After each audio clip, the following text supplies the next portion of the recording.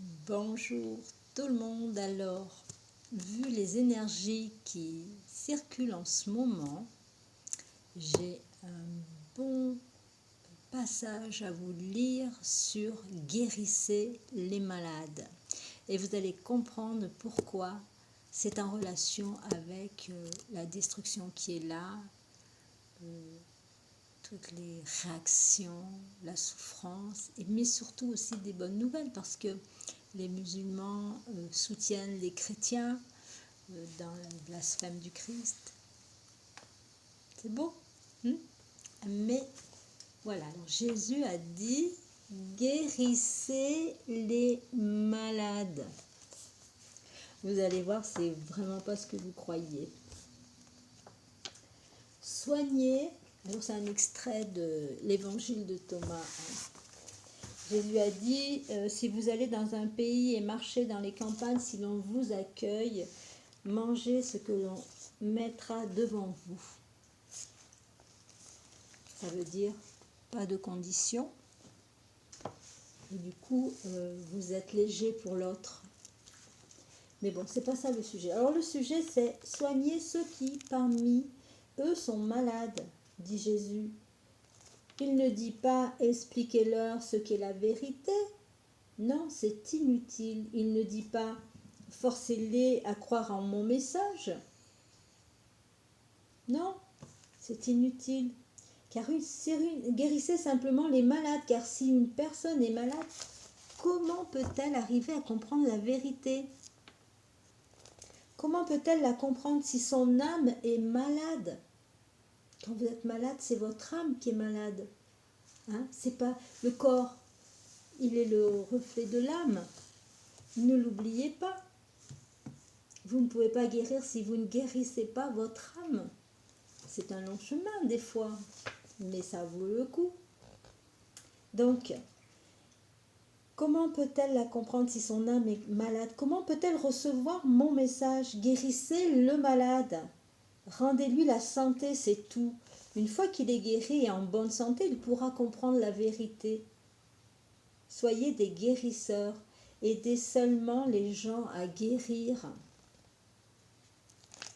Physiologiquement, tout le monde n'est peut-être pas malade, mais tout le monde l'est pour ce qui est du mental.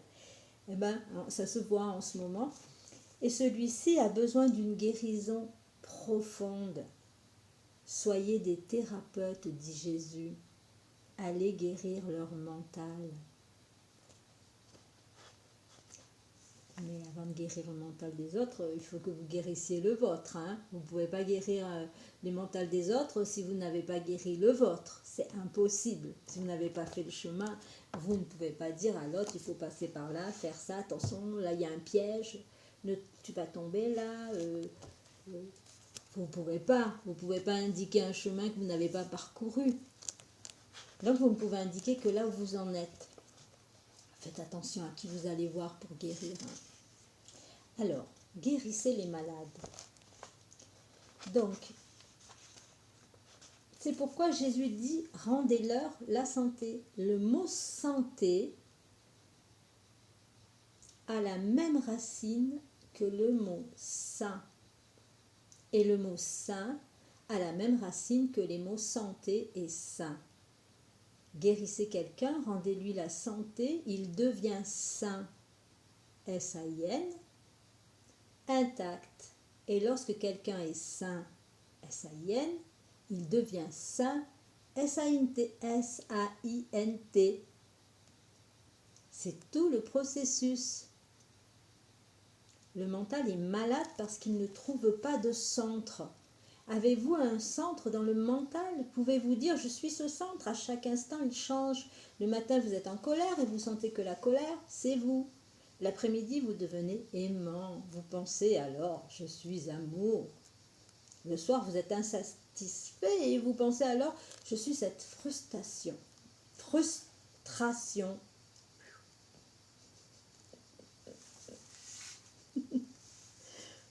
Vaut mieux rire que pleurer. Avez-vous un centre ou bien n'êtes-vous qu'une foule en mouvement? Il n'y a pas de centre dans l'état où vous êtes, il n'y a pas encore de centre, et un homme dépourvu de centre est malade. Un homme sain est un homme qui a un centre. Jésus disait en fait, donner des centres aux gens. De sorte que quel que soit le chaos environnant, c'est pour ça que je vous lis ce passage, parce que là nous rentrons dans un chaos, quel que soit le chaos environnant, le centre reste là, vous restez centré 24 heures sur 24 heures, il reste quelque chose de continu, ce quelque chose de continu deviendra votre être. Considérez la chose de cette façon, il y a 3 couches d'existence. L'une est celle des objets, le monde objectif, tout autour de vous, vos sens vous en informent. Vos yeux voient, vos oreilles entendent, vos mains touchent. Le monde objectif est la première couche d'existence. Si vous y êtes absorbé, vous vous contentez de ce qu'il y a de plus superficiel. Une seconde couche existe en vous, la couche du mental. Les pensées, les émotions, l'amour, la colère, les sentiments. La première couche est commune à tous. Si j'ai un caillou en main, vous pouvez le voir. C'est une objectivité commune à tous. Mais personne ne peut voir ce qui est à l'intérieur de votre mental. Enfin, quand vous me voyez, ce n'est jamais moi que vous voyez. Vous ne voyez que mon corps. Quand je vous vois, ce n'est jamais vous que je vois. Je ne vois que votre corps. On peut voir votre comportement, comment vous faites, ce que vous faites, comment vous réagissez. On peut voir la colère sur votre visage, la rougeur, la cruauté qui en varie, la violence dans vos yeux, mais on ne peut voir la colère à l'intérieur de votre mental.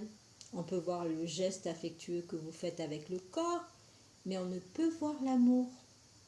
Et vous pouvez faire un geste, mais qu'il soit dépourvu d'amour. Vous pouvez tromper les autres en ne faisant que des gestes, et c'est ce que vous avez peut-être fait jusqu'à maintenant.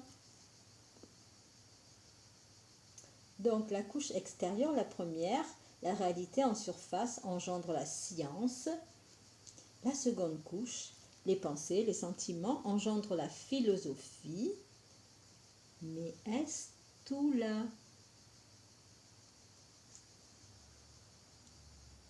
Matière-esprit. Si c'est tout, vous ne pouvez alors jamais être centré car le mental est toujours en perpétuel changement. Il n'y a pas de centre. Vous allez comprendre le centre.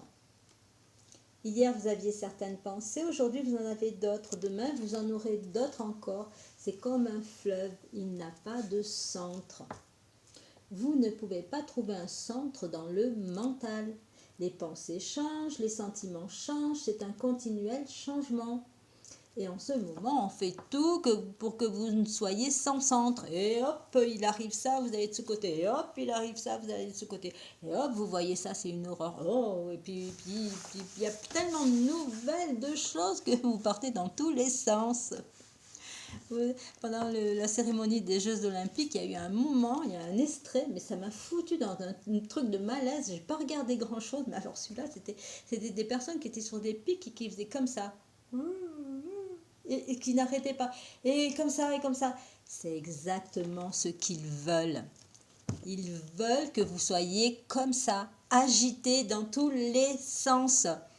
Vous n'avez pas de centre, alors. C'est pour ça, le centre. Le centre, c'est important, mais il faut comprendre ce que c'est. Alors, il y a une autre couche, la plus profonde. La première est le monde objectif, la science et son univers. La seconde est le monde de la pensée, la philosophie, la poésie, les sentiments, les pensées. Et puis il y a un troisième univers qui est celui de la religion, et c'est celui du témoin, de celui qui observe les pensées, de celui qui observe les choses. Celui-là est un, il n'est pas deux. Que vous regardiez une maison ou que vous fermiez les yeux et regardiez en vous l'image de la maison, l'observateur reste le même. L'observateur.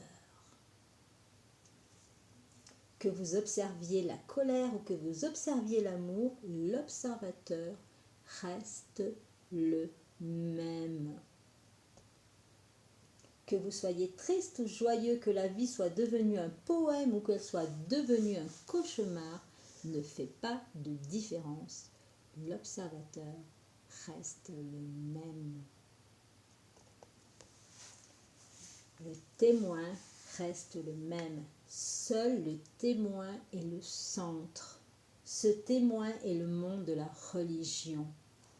Lorsque Jésus dit « Allez guérir les gens », il dit « Allez leur donner leur centre, faites d'eux des témoins ». Dans le psaume 91, lorsque 1000 tombent d'un côté, 10 000 de l'autre côté, il est dit « De tes yeux seulement tu regarderas ». Soyez des témoins, sans pensée, sans mental. Et vous traversez, vous êtes protégés, vous êtes sous les ailes de Dieu. Ça, c'est ma petite réflexion. Moi, je reprends lorsque, donc, allez leur donner leur centre, faites d'eux des témoins, alors ils ne seront ni engagés dans le monde, ni engagés dans les pensées, ils seront enracinés dans leur être. C'est beau, hein? Enracinés, nous allons être enracinés dans notre être. Et aussitôt que vous êtes enracinés dans votre être, alors tout change. La qualité change. Alors vous pouvez prier. Mais alors vous ne prierez plus pour de mauvaises raisons, votre prière sera de la gratitude. Vous prierez non pas comme un mendiant, mais comme un empereur qui a de tout à profusion. Alors vous donnerez, mais vous ne donnerez pas pour l'ego, vous donnerez par compassion. Vous donnerez parce que c'est tellement beau de donner et que cela vous rend tellement heureux. Alors vous pourrez jeûner, mais ce jeûne ne sera pas une obsession de la nourriture. Voilà. Soyez des témoins. C'est la clé aujourd'hui. Observez. Mais ne chutez pas avec les autres dans l'émotion, les pensées et les sentiments. Restez témoin, enraciné dans votre être. Votre être est immobile. Jésus disait, c'est un mouvement et un repos. Restez enraciné dans le repos et observez.